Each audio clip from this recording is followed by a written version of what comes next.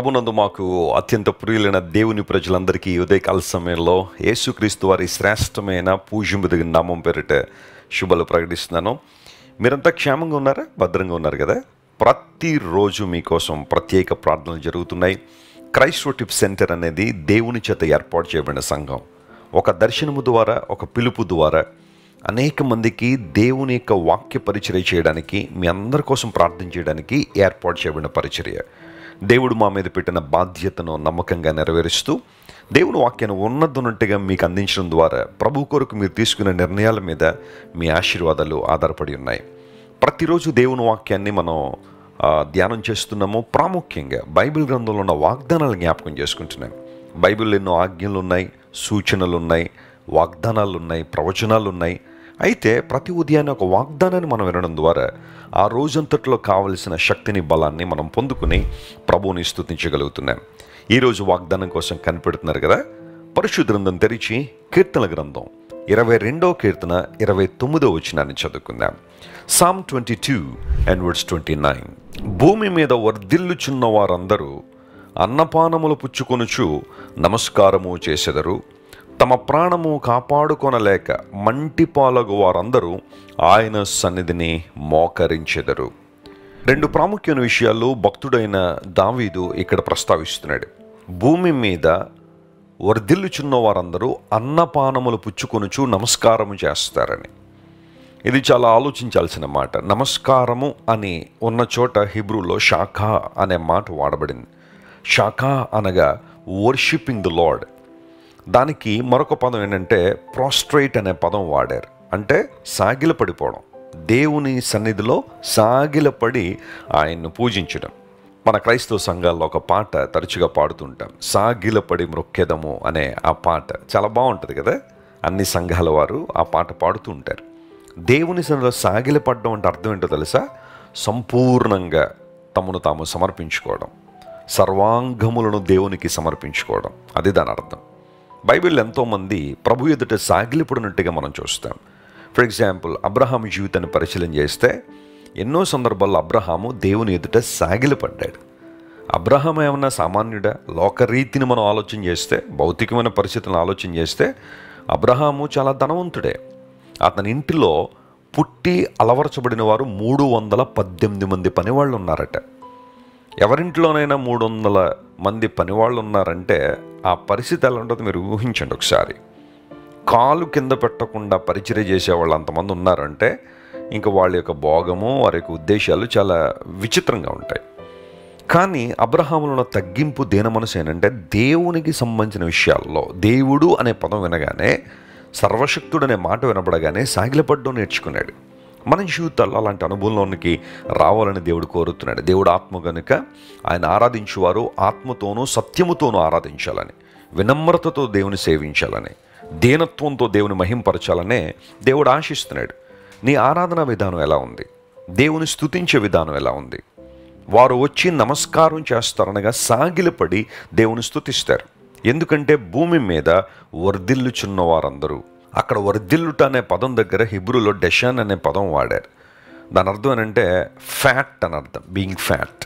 డెషాన్ అనే హిబ్రూ పదానికి ఇంగ్లీష్లో కొన్ని పదాలు రాశారు. రిచ్ అనే పదం, ఫర్టైల్ అనే పదం, అంటే అభివృద్ధి పొందడం, వృద్ధి చెందడం, సారవంతమైన ప్రాంతంలో ఉండడం, ధనవంతులు అవ్వడం. ఈ పదాలన్నీ కూడా ఆ మాటకు అర్థాలుగా వస్తూ ఉంటాయి. వర్ధిల్లుచున్న వారందరూ. ఒక మాట నేను చెబుతాను చూడండి. కొంతమంది తమ సొంత జ్ఞానంతో, తమ సొంత శక్తితో వర్ధిల్లాలని ప్రయత్నం చేసేవాళ్ళు ఉన్నారు.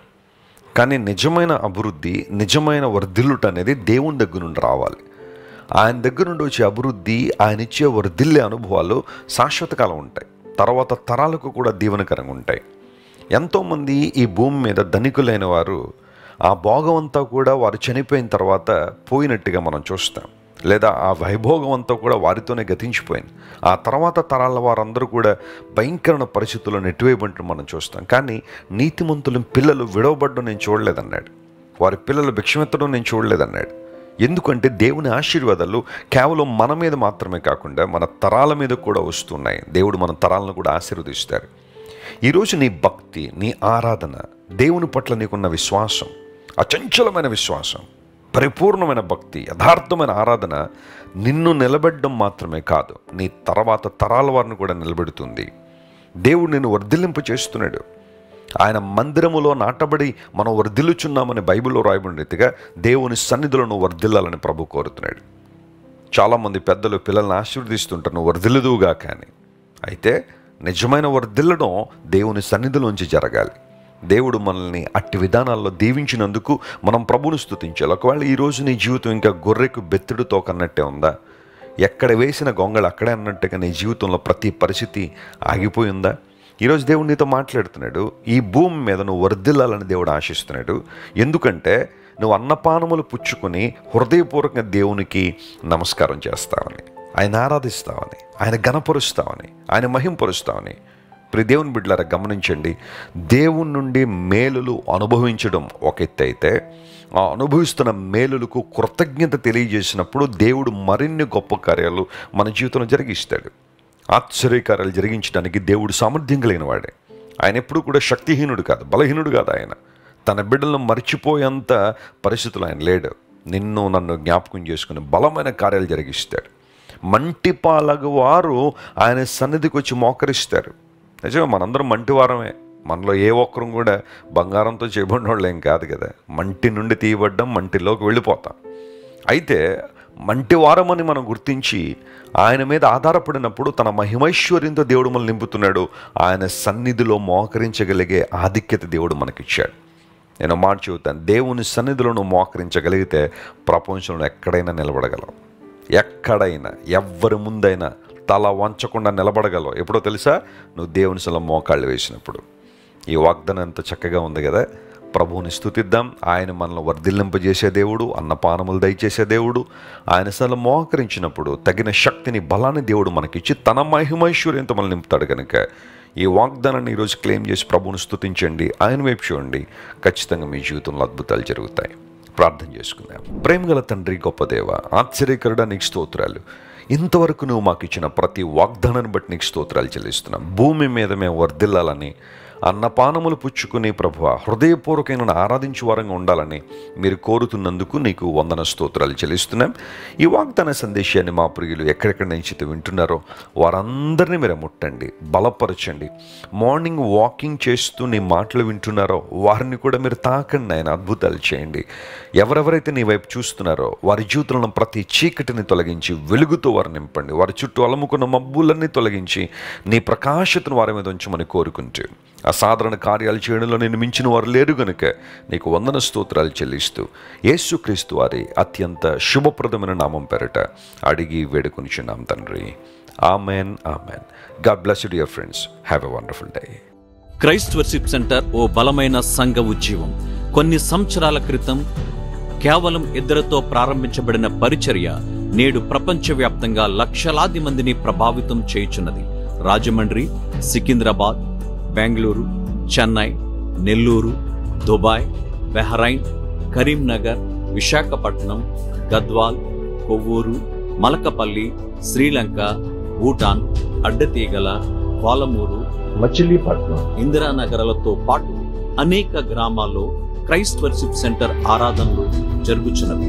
వాక్య సంబంధమైన ఉజ్జీవంలో, పరిశుద్ధాత్మ సంరక్షణలో కొనసాగాలనుకునే ప్రతి ఒక్కరికి మా ప్రేమపూర్వక ఆహ్వానాన్ని అందిస్తున్నాము. రండి, ఆత్మతో సత్యముతో ప్రభువైన యేసుక్రీస్తును ఆరాధిద్దాం. మీరు ఇంతవరకు విన్న దైవ సందేశం మరియు దేవుని సేవకులు చేసిన ప్రార్థన మీకు ఆశీర్వాదకరముగా ఉన్నదని విశ్వసించుచున్నాము. ఈ సందేశాన్ని మీ స్నేహితులకు, బంధువులకు షేర్ చేయండి. మీకు ఏదైనా ప్రార్థన అవసరత ఉన్నచో మా ఫోన్ నంబర్లకు కాల్ చేయండి. దేవుడు మిమ్మల్ని ప్రేరేపిస్తే విశ్వాసంతో సాగుచున్న ఈ పరిచర్యను ప్రోత్సహించండి. మరిన్ని వర్తమానాలు, పాటలు వినుటకు జాన్ వెస్లీ మినిస్ట్రీస్ అను మా యూట్యూబ్ ఛానల్ను సబ్స్క్రైబ్ చేసుకోనండి. ప్రభువైన యేసుక్రీస్తు కృప మీకు తోడైండును గాక.